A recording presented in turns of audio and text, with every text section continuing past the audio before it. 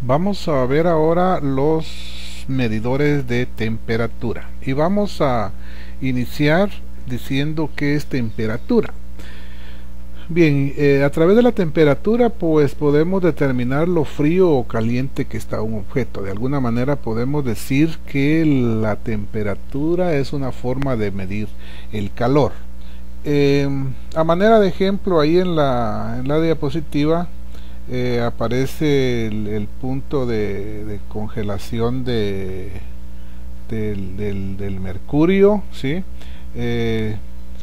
También aparece aquí la temperatura más alta registrada en la Tierra, el centro del Sol, ¿sí? 14 millones de grados centígrados, ¿sí? La licuación del oxígeno, la ignición de la madera, la soldadura, los relámpagos, o sea, podemos ver ahí los distintos valores de temperatura en algunas situaciones. Bien, podemos decir ya de una manera más técnica que cuando un cuerpo se calienta, la velocidad de vibración aumenta rápidamente en cuanto a las moléculas, ¿sí? O sea, la actividad molecular es como que define el valor de la temperatura que va a tener el objeto.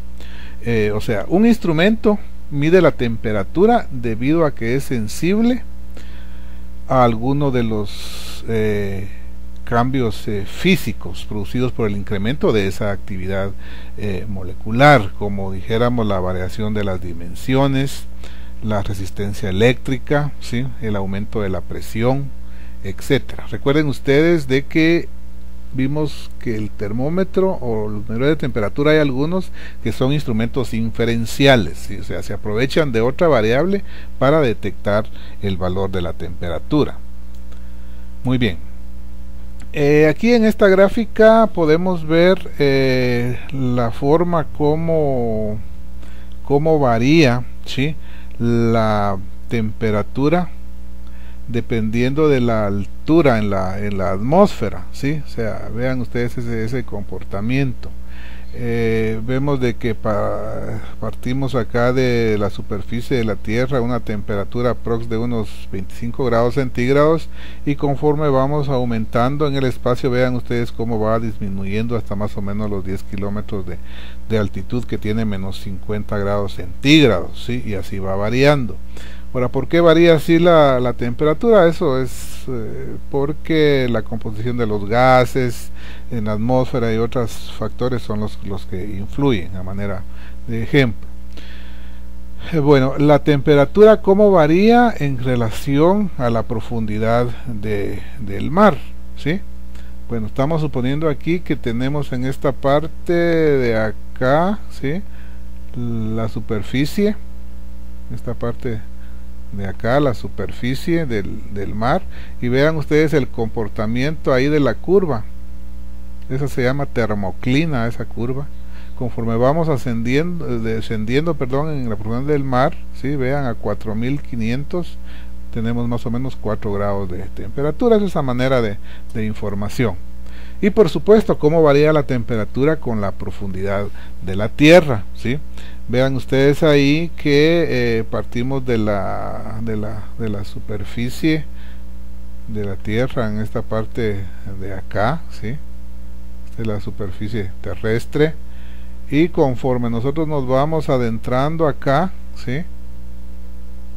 Hasta 6000 kilómetros más o menos que está la roca madre, vean ustedes la temperatura, ¿sí? O sea, tenemos 4000 grados acá, 5000 grados acá, ¿sí?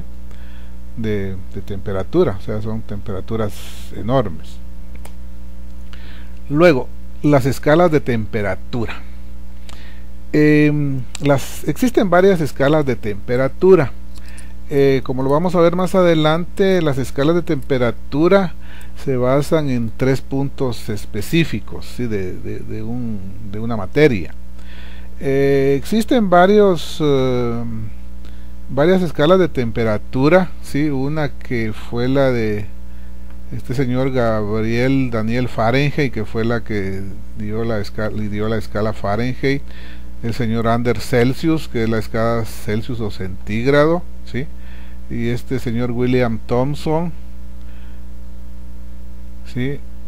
Y Lord Kelvin, perdón, que fue el que nos crearon la escala Kelvin, de tal manera de que pueden haber otras escalas con otros números, por así decirlo, pero tomando los mismos puntos de referencia, ¿sí? Entonces acá están los puntos de referencia que les decía. El cero absoluto, donde se entiende que no hay actividad molecular, ¿sí? Es un punto de referencia, el cero absoluto. Luego el otro punto de referencia es el congelamiento del agua, o sea, a una condición de atmósfera estándar. Y por último, el punto de ebullición del agua. Esos son los tres puntos de referencia que tienen todas las escalas de temperatura, ¿sí? De tal manera de que entonces la escala Fahrenheit, ¿sí?, tiene como cero absoluto el menos 459.69, como congelamiento del agua el 32 grados Fahrenheit y el punto de ebullición del agua 212 grados Fahrenheit. La escala centígrada o Celsius, ¿sí?, tiene como punto de referencia en el cero absoluto menos 273.16, el congelamiento del agua es el 0 y el punto de ebullición del agua los 100 grados centígrados. Esa es una de las más utilizadas, esas dos que tenemos ahí. Luego la escala Kelvin tiene como cero absoluto el 0, el congelamiento del agua como 273.15 y el punto de ebullición del agua como 373.15.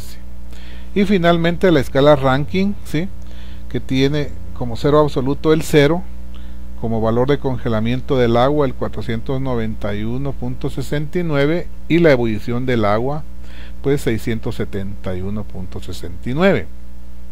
De tal forma de que si tenemos esos tres puntos de referencia, ustedes podrían crear otra escala con otro valor en cada punto de referencia y ponerle su apellido, y es una escala más de temperatura. Pero las normalizadas, por así decirlo, y las conocidas y reconocidas en todo el mundo, pues son las que tenemos ahí: la Fahrenheit, la centígrada, la Kelvin y la Rankine. A la escala de temperatura Kelvin se le conoce también como escala centígrada absoluta, ¿sí? Ahora, ¿eso por qué? Vean ustedes ahí, si comparamos las dos escalas, la centígrada y la Kelvin, vemos de que la división de 0 a 100 en la centígrada y la de 273 a 373 en la Kelvin, pues tienen 100 unidades. Realmente lo único que cambia es el número en los puntos de referencia, pero las unidades son exactamente las mismas, y es por eso que a la Kelvin se le conoce como centígrada absoluta. De la misma manera, a la escala Rankine se le conoce también como Fahrenheit absoluta, por la misma razón. Vean ustedes ahí las divisiones del punto de referencia del 32 Fahrenheit al 212, pues tenemos 180 unidades de diferencia, igual en la Rankine, ¿sí?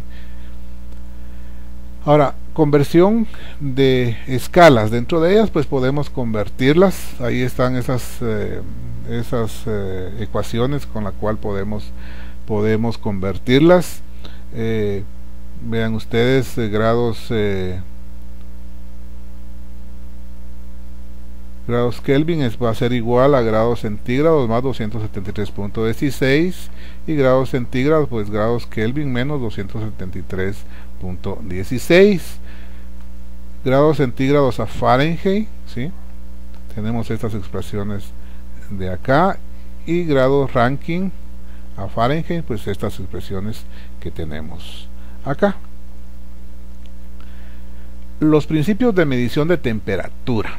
Bien, la variación en volumen es un principio que utilizamos para detectar la temperatura, la variación de la resistencia de un conductor, la variación de la resistencia de un semiconductor, la fuerza electromotriz creada en la unión de dos metales distintos, la intensidad de la radiación total emitida por un cuerpo negro, ¿sí?, y otros fenómenos utilizados en laboratorios como velocidad del sonido de un gas, frecuencia de resonancia de un cristal. O sea, si se dan cuenta, pues aquí el medidor de temperatura realmente es un medidor en sí, un medidor inferencial, porque se utiliza realmente otra variable para determinar en sí el valor de la temperatura. Veamos las partes de un termómetro común y corriente que nosotros conocemos.